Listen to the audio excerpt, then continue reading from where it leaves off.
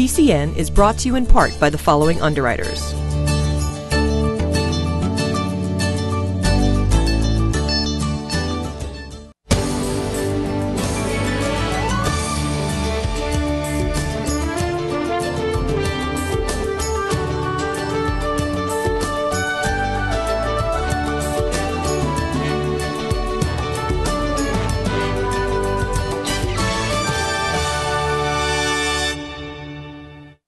Welcome to a cold and snowy week on the South Shore, and welcome to PACTV Community News. We have a great show for you this week with stories from the people and places that make up our communities. That's right, Kim. And one way to keep warm is to keep your body moving. So we take you to a karate club in Pembroke, a dance school in Plymouth, and Health and Wellness brings us strength information from Plymouth Fitness. We'll also stop into the Silver Lake Athletic Hall of Fame inductee event, and Local Eats warms our bellies with some home cooking from Christina's in Pembroke. Town Talk brings us to Plymouth Town Hall to hear how the snow has impacted the town. But first, I went to Main Street in Plymouth to talk to some residents. With all the crazy winter weather we've had lately, I thought it would be a good idea to see how people are reacting to the conditions. Icy sidewalks, tight parking, slushy streets, and more snowstorms on the way. People must be getting fed up as winter 2015 hits its stride, right? You might be surprised at the reactions I got from people on the street in downtown Plymouth. If you've been to downtown Plymouth since the latest snowstorm, you probably noticed that the already narrow Main Street has gotten even narrower, and the sidewalks, if you can see them, have turned into a maze of snow tunnels. It seemed like the perfect time to hit the streets and get complaints from people. Or maybe not. I love the snow, and I love I don't mind walking around the banks or anything.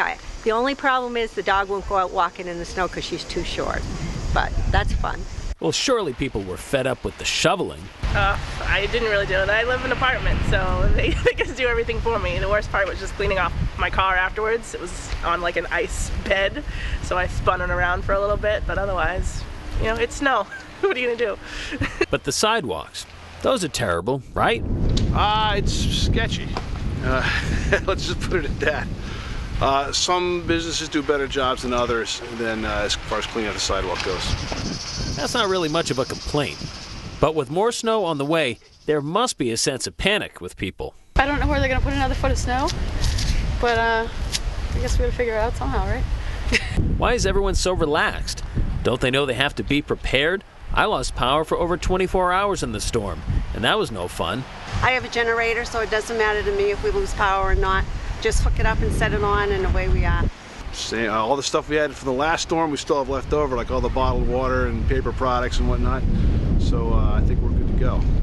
The real hardy New Englanders are still here. It's the snowbirds that have left for the winter. Hardy New Englanders? I guess so. Maybe even a bit fearless. At least the people I met were. I never really get that worried about the storms. It's New England. We deal with it as it comes. Maybe it's a small sample size, but a surprisingly upbeat group of people here in downtown Plymouth. I'm Brian Sullivan, PACTV Community News. So Brian, that's a great story. How cold was it down there? It's actually so cold, all my equipment was freezing up on me. That was the Saturday after the first storm and just before this latest one. So whatever snow was there has actually been added to since then. And then by the time this show airs, we're going to be ready for another storm. That's right. Well, the Pembroke Police Boys Club offers weightlifting, boxing, and karate to local kids and was started in 1979 by Pembroke Police Sergeant Bill Boulter. Over the years, Boulter became Chief of Police and is now on the Board of Selectmen. The club is set to begin a new karate dojo, and PCN visited the facility to see a demonstration put on by the Hanover Police Boys Club and some high honors bestowed on Mr. Boulter. Hey!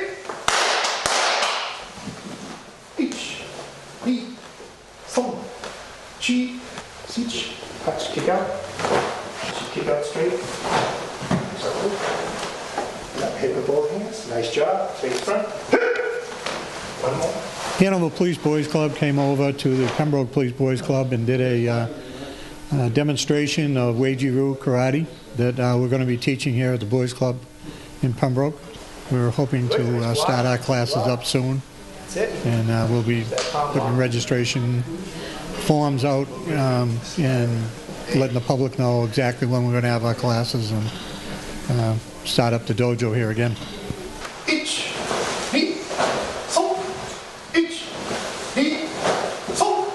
We originally started teaching Weiji-Ryu here in 1979 and 1980, in which one of my first students was one of the guys that's behind the camera here.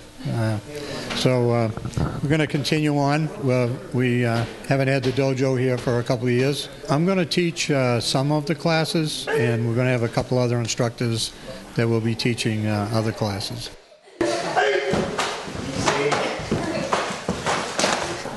It should be fun. It should be very interesting for the kids, and it's a good thing for the local police chief and the selectmen to be here and recognize this also.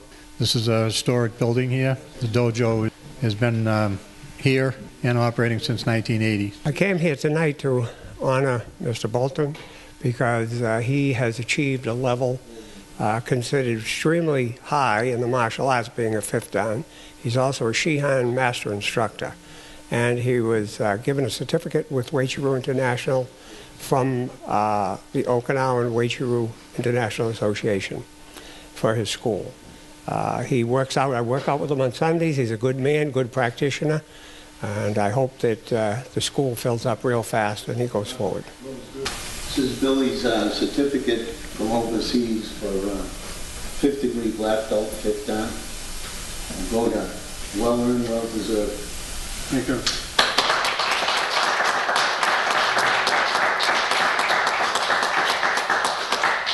And this is the senior instructor certificate that goes with that award, not necessarily to everyone, but certainly to Billy. Shihan certificate.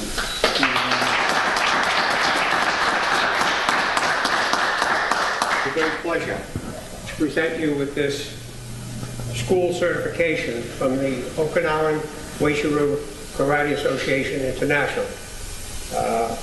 Take it with honor, and we know that you'll go forward and teach the art as you have been taught by your sensei. Good luck. Thank you very much.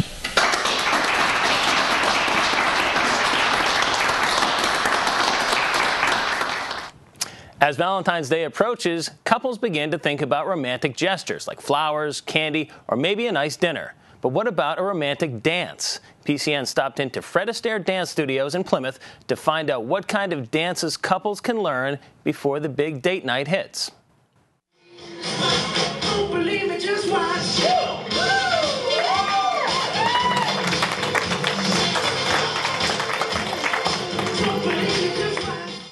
You know, ballroom dancing, can be romantic, it can be sexy, and it can be fun as a couple.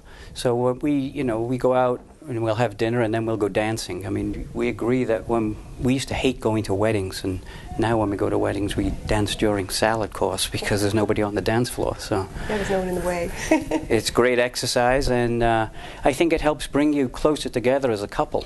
So it's been a lot of fun for us, a great learning experience. To me, ballroom dancing is it's a partnership. It's working on practicing in that partnership. The dance moves you have to hold in form, and you have to be able to read each other without using language.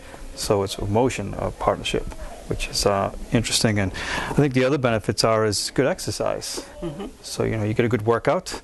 So you get an exercise, and you're creating a stronger partnership, not only with your loved one or whoever you're dancing with. Right. You spend time with each other? I get very passionate about it because I just love it. We love it as a couple. It's just so much fun, and we just wish everybody that we knew would try it and come in and try ballroom dancing. We wish we did it 10 years ago. We really did. Everybody's always too busy. But we just love it, and we just love everybody to be able to experience it. And I just get very, very passionate about it. When you're learning the moves, the first part of learning the moves is it's very basic and fundamental. It's they'll teach you about the ball positioning, where you're kind of pretend holding a ball in front of you, and that's the learning how to communicate to each other without using words on your motions and steps. And as you get better and better at that, it becomes easier and more fluid, and it starts looking a lot better. So it's not so boxy; it's more fluid and rolling. and it becomes, when you start looking at your progress, it's encouraging and motivational. You have a lead and a follow, which is really important to do and learn. The more and more you do it, the more and more you learn how to work together with that. Well, I joke a lot about the partnership because I think it's one of the few places in the world where the man is the boss. The men lead and the ladies have to follow. So that's been a learning experience for both of us. You gotta have good communication. So I think it teaches you to communicate without talking. There is. It's all about the frame when you're ballroom dancing. So. It's learning how to follow your partner without talking to each other. And I think that helps build the relationship, and it helps with communication too. And it's romantic. It's wonderful to get out together and just enjoy it. We dance at least 3-4 times a week. We come here to the studio a lot, and we just really enjoy it. We've met a lot of really nice friends too, like a ballroom family, and yeah, it's been great. And we've been dancing at Fred Astaire over 7 years. We've been with them since they opened here in Plymouth, and we would highly recommend it to anybody who's interested in learning how to dance. And it would make a great Valentine present. I'm telling you, you'd be so lucky. Yeah, it's really changed our lives, really has. Yeah. It's been tremendous.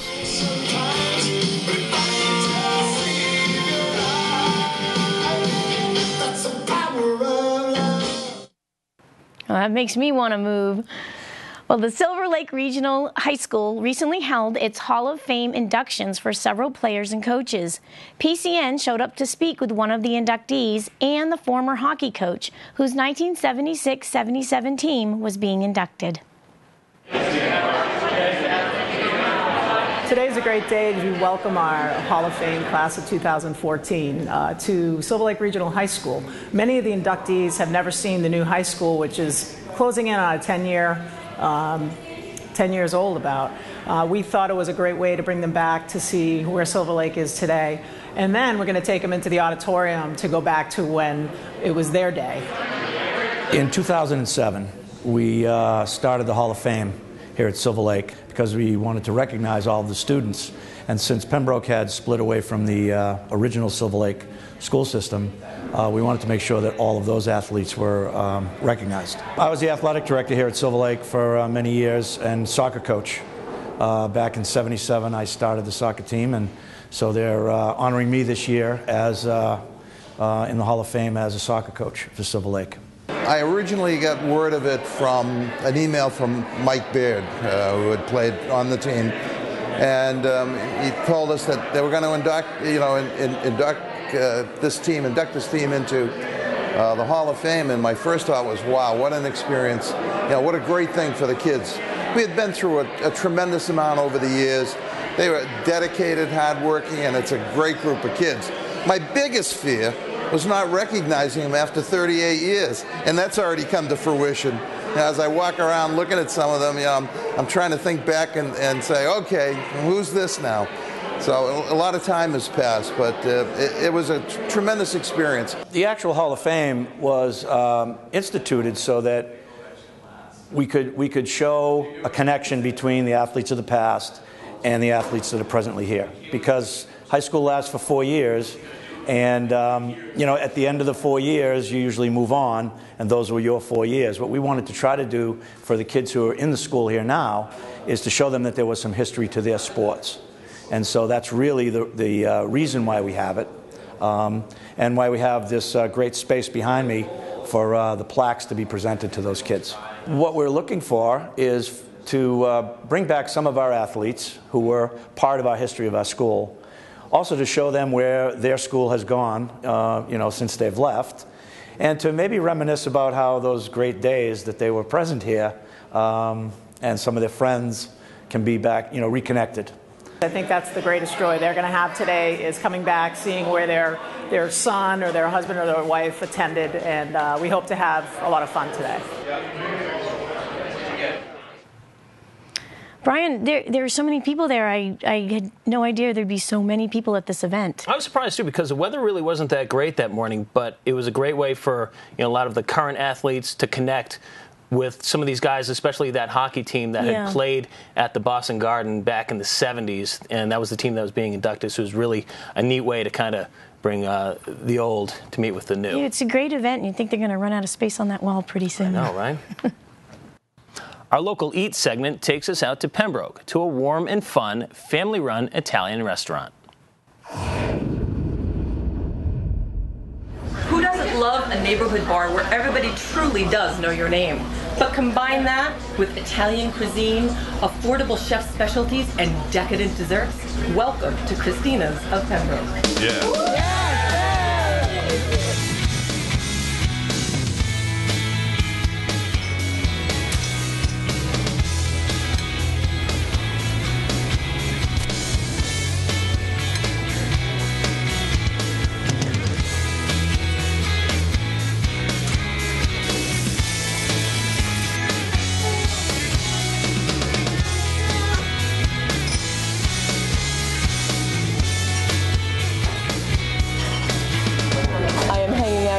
With my new friend Rose, and we're going to try some of these incredibly looking appetizers.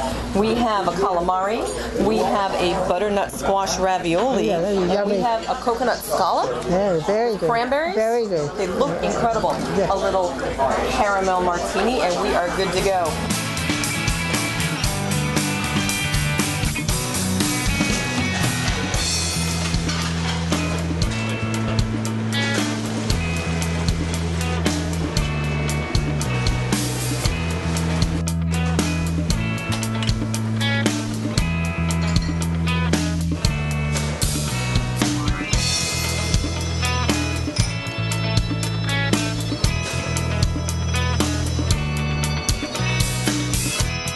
Now, Rose, tell me, what is your favorite thing about Christina's? The people here, can you tell? I can. Everybody gets along, everybody's talking, everybody's been laughing the entire night in the bar. This is incredible. Yeah. And you know what? I think I'm going to leave you to share these appetizers with the rest of your friends, and I'm going to head into the dining room to have dinner with John. Oh, all right. That's great. Enjoy the rest of the night, Rose. Thank you very much, Donna.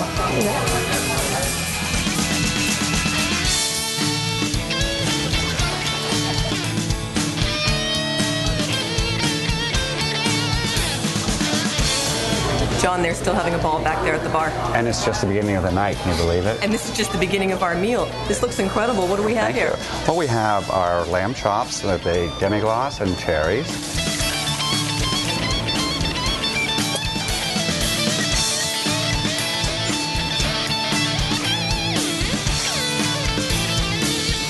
We have our chef special, which is the Lazy Man lobster.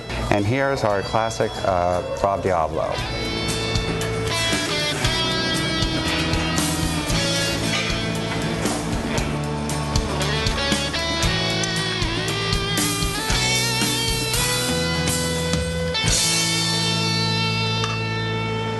Everything that we prepare is fresh. We have a scratch kitchen, and that means that from your dessert to your salads to your entrees, fresh as fresh can be. It's like being at home, but you don't have to worry about cooking it yourself.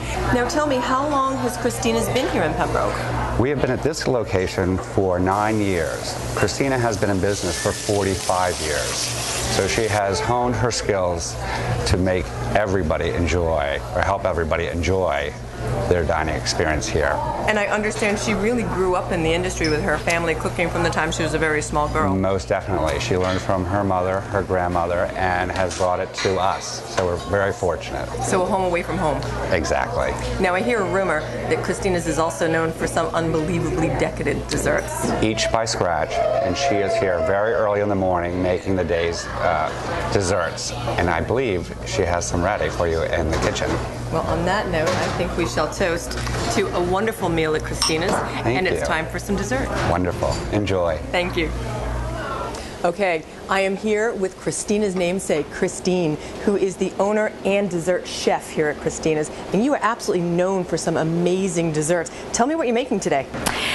Today we're doing churros with a house-made dark chocolate ice cream and a chocolate dipping sauce. Secondly, we have Elvis pies.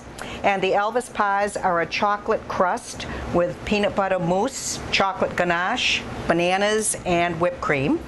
That's incredible. And we have Boston cream pie.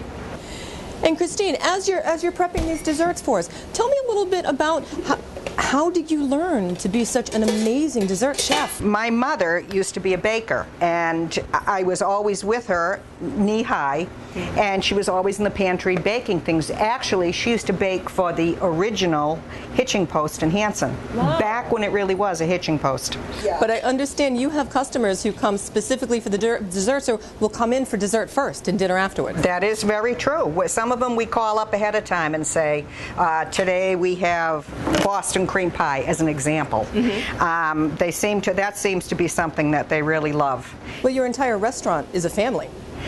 You know, it really is, and I know that it's probably something everybody in the restaurant business says, you know, but it really is so true here. Now, what do you hope people take away from their time here in your restaurant? What do you want customers to experience when they're here with you and your staff? You know, I have a feeling that there's probably a whole generation of kids or a whole generation of people who don't know what scratch cooking is.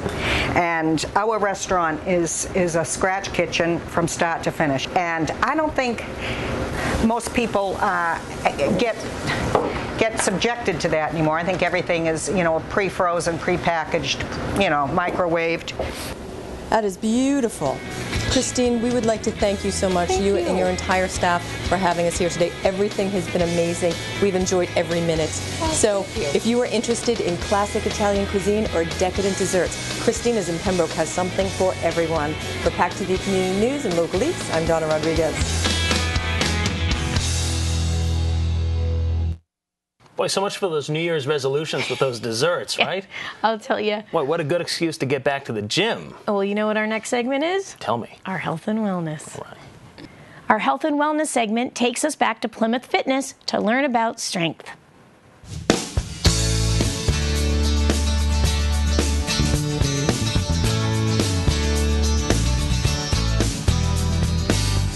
Hi, this is Nate Graham, Fitness Director at Plymouth Fitness with this week's PCN Health and Wellness segment.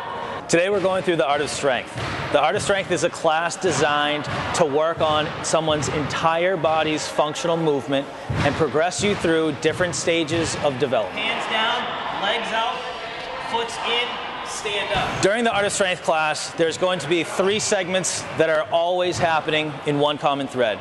Every class incorporates the heavy rope, every class incorporates a body weight exercise, and every class incorporates some sort of suspension or elevation program. So today's class was called ROPA. ROPA consists of a 20-second interval of work followed by a 10-second interval of rest. Each individual is responsible for setting their own pace and their intensity level, followed by 10 seconds of rest where you do absolutely nothing. You're going to spend 4 sets at each station and then move to the next. So during the rope segment of the class, you're going to see variations of seated, standing, single leg, and double leg of exercises like seated grappler throws, seated jumping jacks, waves with one arm in a plank position. The next segment of a ROPA class always involves a bodyweight activity. You're doing anything from planks with a high five, using the outlaw ropes for jumping jacks, or simply doing a long jump or a lunge. The third segment of each ROPA class is going to involve some sort of suspension training. There are a few variations of lunges that you can do within a suspension system. You can do your regular suspended single leg lunge. You can do a single leg lunge as you drop down into a burpee position with a push-up. There's also different variations of twisting to work on the mobility of your spine. One of the biggest things in Art of Strength is your grip strength. You'll notice the handles on both the ropes and the loops have a bigger handle. Each handle is on a regular barbell is typically 1 inch in diameter. The handles that we're working on today are going to be 1.5 to 2 inches in diameter. One of the great things about taking a class like this is you're training yourself in intervals. We're working very hard for 20 seconds and you have some rest built in. There is no expectation as to how hard or slow you need to be going, so it's all set by the individual, which makes this class very progressive in nature, no matter what your level of fitness. Thanks for watching. This has been your PCN Health and Wellness segment.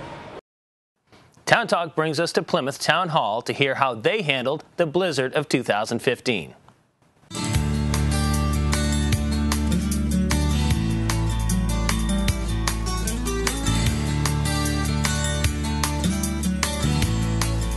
Hi, I'm Melissa Origi, Plymouth Town Manager. I'm going to talk about something that you all recently dealt with, which was last week's snowstorm. We all anticipated that it was going to create quite a mess here in town, and certainly that's what occurred. Between the high winds and the snow itself, clearing the roads has been difficult. So I'd like to take this opportunity to thank quite a few people, but let's start with the residents of Plymouth. You showed support for our crews that were working overnight. You were patient with us as we tried to clear everything so that we could reopen our schools, our senior center, our town hall. We appreciate all that, as well as the feedback that we received for those of you that contacted staff directly by email and said thank you for doing that hard work. But let's also go to some of the staff members. I don't get the opportunity very often, or I don't take the opportunity very often to thank the employees. The Public Works staff and the crews that were out on the roads, that were there overnight, that weren't home with their families, that were doing their job. They took it very seriously. Their dedication to this town has been wonderful. And I don't get to say this, or I shouldn't, or I should say it more often, so thank you very much to all those public works crews that did that, as well as the clerical staff that stayed in the office taking all the calls from the residents who had issues with their roads or access in general. I'd also like to thank the fire department, particularly the fire department, the firefighters, and the fire chief that had to deal with 2 fires in addition to everything that was going on over that 3-day storm, both a vehicle fire as well as a fire down on Water Street. And those kind of conditions, I can't even imagine what they were dealing with and how worried their families were, so thank you to them. Also to our police department that dealt with numerous things over the course of the storm, but most importantly, or what I think showed a lot of care by them, is the assistance they gave to Jordan Hospital to get the nurses to and from work, because we needed them at the hospital. The Marine and Environmental Affairs did that as well. And one more before I'm going to wrap this up, and that's Brewster Ambulance. They have been just a wonderful neighbor since we brought them on board a couple of years ago. And again, you saw their dedication in this storm, both helping us transport and doing anything they can, including loaning us a drone that we're able to put up to see some of the damage that happened to the coast and the beach and some of the other areas. So thank you very much to all those people that helped out. Thanks for watching PCN. Repeat times are listed on our website, PACTV.org, or you can catch us on YouTube by searching for the PACTV Community News Channel. Be sure to like us on Facebook and follow us on Twitter to receive previews and links to all our stories. Stay safe, stay warm, and we'll get through this winter. See you next week on PCN.